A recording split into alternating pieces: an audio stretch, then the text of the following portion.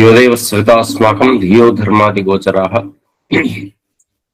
ప్రేరయేత్ తస్యేద్భర్గః తద్వరేణ్యముపాస్మహే. శ్రీ గురుభ్యో నమః. శ్రీమాత్రే నమః. ఈరోజు చాలా విశేషంగా ముహూర్త విజ్ఞానం మీద చాలా చక్కని ప్రసంగాలు ఆద్యంతం రవీంద్రనాథ్ గారితో మొదలుపెట్టి సిద్ధాంతి గారి నుండి శర్మ గారు, నాగకుమారి గారి వరకు కూడా అందరూ కూడా వారి వారి భావాలను చక్కగా వెల్లడించారు. ఆలోచించాల్సినటువంటి కొత్త విషయాలు చాలా ఉన్నాయండి దీంట్లో. గ్రహాలు ఇక్కడున్నాయా అక్కడున్నాయా అనిపించేటటువంటి విధానం కన్నా కూడా ఆ చర్చ మనం ఎట్లా మనం కూర్చొని చేసుకోవచ్చు. కానీ ముహూర్తం ఎప్పుడు ధర్మశాస్త్ర సంబంధమైనటువంటిది, లోకాలతో అనుబంధమైనటువంటిది. కాబట్టి ఇవాళ వివాహ ముహూర్తము అని చెప్పేసి నిర్ణయించిన సందర్భాల్లో ఇంతకుముందే శర్మ గారు అంటున్నారు ఎప్పుడు వివాహ ముహూర్తం నిర్ణయించాలి అనేటటువంటి చర్చ వచ్చినప్పుడు, ఇంతకు ముందే వాళ్ళిద్దరి మధ్య లోపల పరిచయం ఉండేటట్టయితే ఇప్పుడు వివాహ ముహూర్తం అంటూ నిర్ణయించవచ్చు. గతంలో నిర్ణయించిన విధానం ఏమిటి అంటే, తెర తీసిన తర్వాత ఇద్దరికి ఆ సమయం లోపల ముహూర్త సమయంలో శుభదృష్టి అనేటటువంటిది ఏర్పడటం అనేటటువంటి భావన, అంతకుముందు స్పర్శ తర్వాత దృష్టి ఆ శుభ సమయంలో జరగాలి అని. మరి వాళ్ళ ముందుగానే ప్రీ వెయిటింగ్ షూలలో ఒకరి వాళ్ళు ఒకరు తిరుగుతున్నటువంటి సందర్భాలు వచ్చినప్పుడు ముహూర్తం ఏది?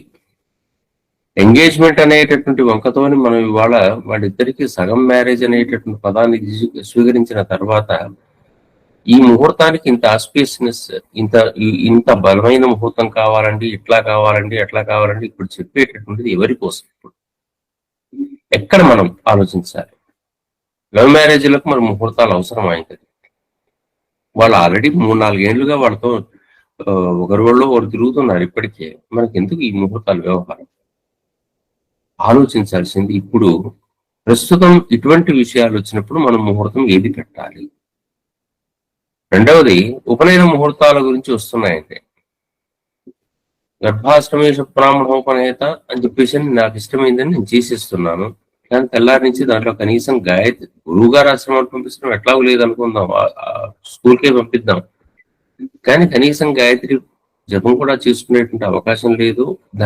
దాన్ని పట్టించుకోరు. అటువంటిప్పుడు ఈ ఉపనయనం ఎవరి కోసం? ఎంగేజ్మెంట్ తర్వాత పెళ్లి చేసే ముందు చేసేటటువంటి ముహూర్తం ఉపనయనం కోసం చేసేటటువంటి దాని మీద మనకు ఉండేటువంటి అభిప్రాయాలు ఏంటి? అసలు దానికి ముహూర్త నిర్ణయాల్లో ఏం పెట్టాలి?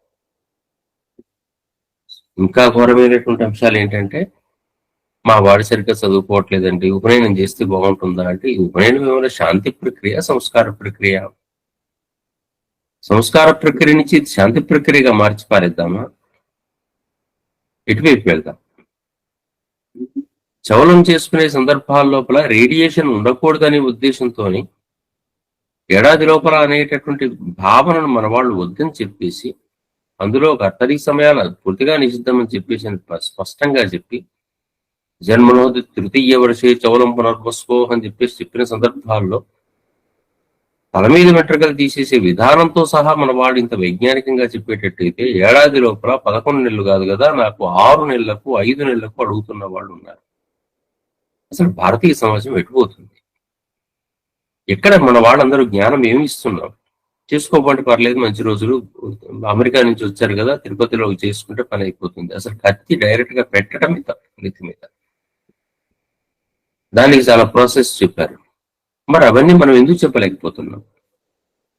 మనకు ముహూర్త శాస్త్రం వచ్చు కాబట్టి ఏదో ఒకటి డేట్ చేసి పంపిద్దామా, లేకపోతే ధర్మశాస్త్ర సంబంధమైనటువంటి అంశం వెనక ఉన్న సైన్స్ గురించి ఏమైనా ఆలోచిద్దామా? కనీసం గర్భాధాన ముహూర్తం లేదు, పుంసవనం మర్చిపోయాము, అనవసరం కూడా ఈ కాలంలో. సీమంతం కేవలం మనకి ఇప్పుడు వేడుక ప్రక్రియ తప్ప దానికి సంబంధించిన ముహూర్త నియమం లేదు. పంచదశ కర్మలు మనం చెప్పుకునేటటువంటివి, జాతకర్మ అవకాశం లేదు ప్రస్తుత కాలం లోపల. పుత్రేచాత పితుస్నానం సచీలంతు విధీయతే యావన్నచ్చిదేనాలం తావన్నాప్నోత్ సూతకం అని చెప్పేసానంటే ఆ అవకాశమే లేదు ఇప్పుడు. అంతా హాస్పిటల్ బార్ను, అప్పటికప్పుడు మనం స్నానం చేసే అవకాశం లేదు, హోమం చేసే అవకాశము లేదు. నామకరణం అనేటటువంటి ప్రక్రియ చేసే సందర్భాల్లో కూడా ఎప్పుడు పేరు పెట్టాలి అనుకుంటుంటే నేను ఆధార్ కార్డులో వేయించేటప్పుడు పేరు పెట్టిస్తా అనే పరిస్థితి వచ్చేసారు రోజు రోజుకు.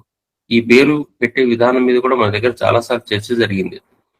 అదేదో ఆ నక్షత్రానికి అనుకూలంగానే పేరు పెట్టాలట అనేటటువంటి తీసుకొని వచ్చేసరి ఎక్కడి నుంచి తీసుకొచ్చారు ఈ కథ అంతా కూడా నాకు అర్థం కాదు.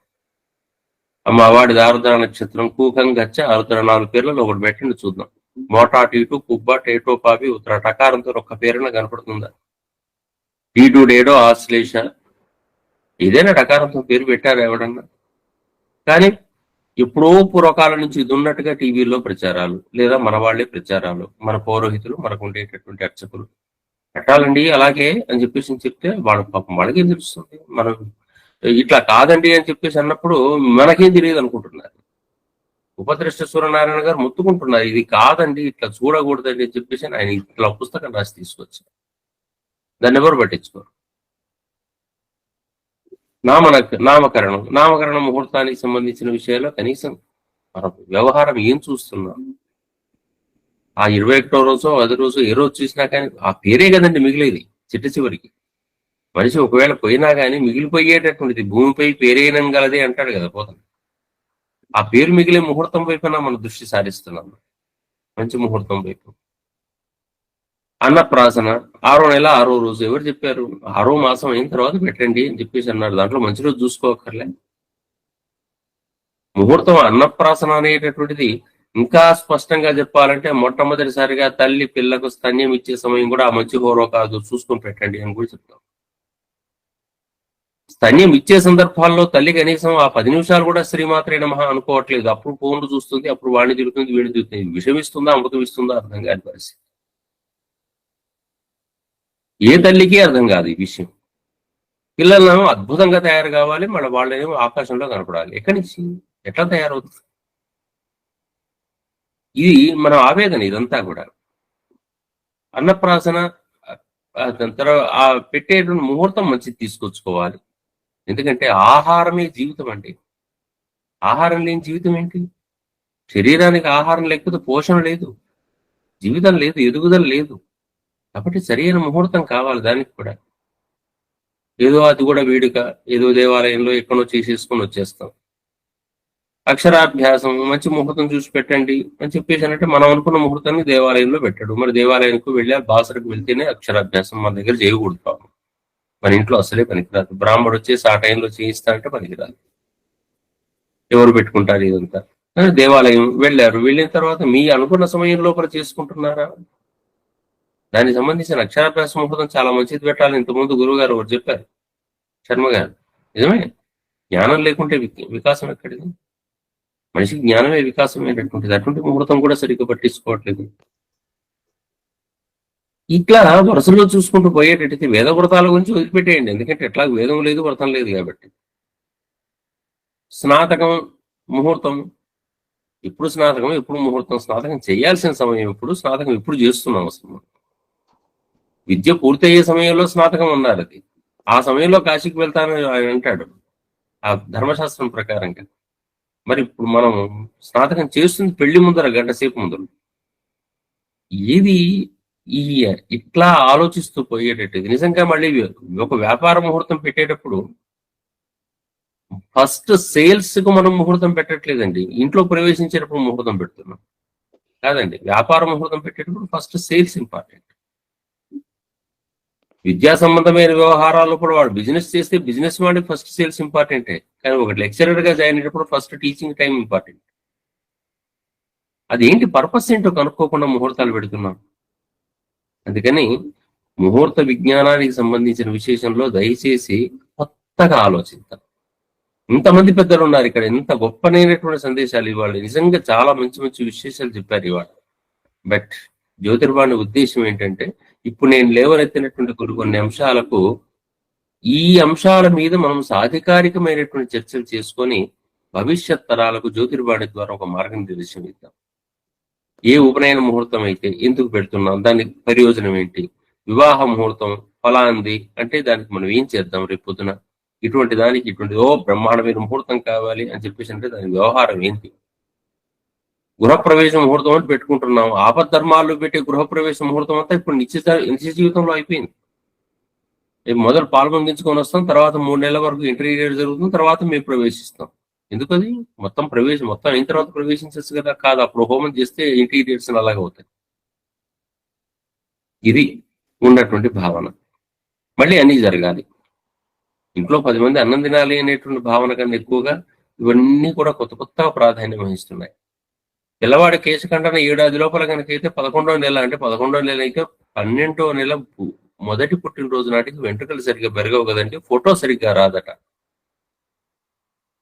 ఏం ఆలోచన ఎక్కడ పోతుంది మన సమాజం? వీళ్ళందరినీ డైరెక్ట్ చేసేది మనమేనండి, మర్చిపోవద్దు దయచేసి. ఇక్కడ ఉన్నటువంటి 134 మంది పురోహితులు, అర్చకులు, జ్యోతిష్కులు, ఇంతమంది మనం డైరెక్షన్ చేసేటువంటి విధానం ఉన్నప్పుడు మనం వాటి వైపు కొంచెం జాగ్రత్తగా స్వీకరించాల్సిన అవసరం ఉంది. అందుకని జ్యోతిర్వాణి ద్వారా మన మార్గదర్శనాన్ని ఇంకొంచెం స్పష్టం చేసి, సోమనాథ శాస్త్రి గారి ఆధ్వర్యంలోనే ఇవన్నీ చేసి పెద్దలందరూ కలిసి ఒక చక్కని నిర్ణయాలు తీసుకొని, మళ్ళీ మీరు ఇవాగే 2 నెలల తర్వాత 3 నెలల తర్వాత అయినా సరే ఇటువంటి విషయాల మీద ఒక సాధికారికమైన చర్చ చేసి ఇట్లా చేస్తే బాగుంటుందేమో అని చెప్పేసి అంటే, ఇప్పటి నుంచి మనం మొదలు పెడితే ఇంకో 10 సంవత్సరాలకైనా ఇంప్లిమెంట్ చేసే అవకాశం ఉంటుందేమో అని నేను అనుకుంటున్నాను. ఈరోజు చర్చలో పాల్గొన్నటువంటి పెద్దలందరికీ నమస్కారం. ఇంకా కూడా చాలా మంది పాల్గొనాలని చెప్పేసి మనస్ఫూర్తిగా కోరుకుంటూ ఈ రోజు అందరికీ నమస్కారం. స్వస్తి. సెలవు.